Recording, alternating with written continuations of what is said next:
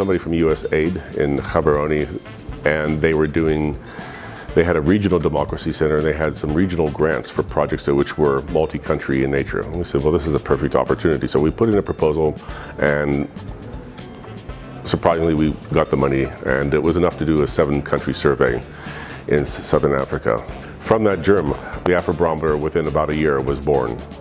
Originally 12 countries, and here we are today with doing 36 countries. Before 1999, we had very little idea about what Africans thought about economics and politics and such topics.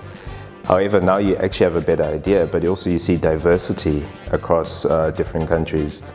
Depuis, ce qu'on peut dire comme fait marquant, c'est que Afrobaromètre est devenu une enquête incontournable dont les résultats sont fortement attendus à Madagascar. After working with Afrobarometer, by going through the summer school and analyzing so many rounds, I can say that that area, my data analysis skills have been improved. And I'm happy that I've been a part of this family since 1999. Most thing I like in our work is our credential and the people we work with, because we have learned a lot. Starting from Afrobarometer, because with all this technical assistance and with all this capacity building, you feel a member of the family. The 5 days that we're in Johannesburg for are really for intense meetings as well. So we relook at everything we do, from sampling to fieldwork to communications, but also to electronic data capture. And we try and see, can we improve what we need to do?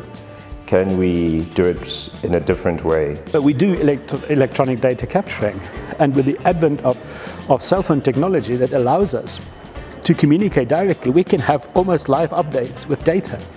But yet we still have to swim the rivers, we still have to cross the mountains, we still have to face the terrorists. You know, all these sort of elements remain.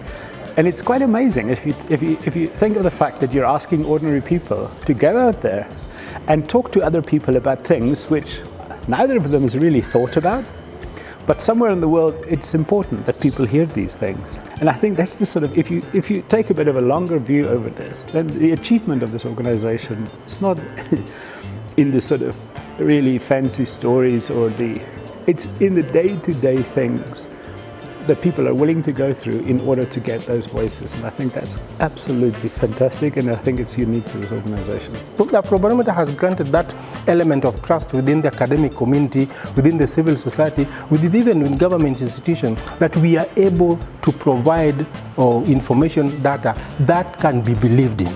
The Afrobarometer, I think, provides a platform for collecting data as it is, without that data being influenced by any biases whatsoever. And being a platform that cuts across countries, it is also credible. So both parties, from both ruling and the opposition, I think they listen to the outputs of Afrobarometer. On a pu présenter à l'ensemble des sénateurs des résultats sur la gouvernance, la corruption, la situation économique à Madagascar, les choses qui vont bien, mais les choses qui vont moins bien aussi.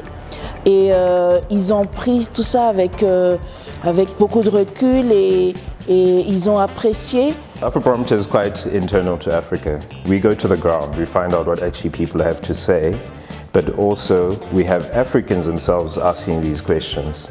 And this is very important for validating scientific research on the continent, but it's also important to validate the lives of ordinary people, because they have an opinion and they want to voice it, and policymakers need to know about these opinions. I'm glad to say that we actually see some of the work which we are doing now being in a position to be used, particularly in this time when Lesotho is undergoing a constitutional, judicial, security reforms.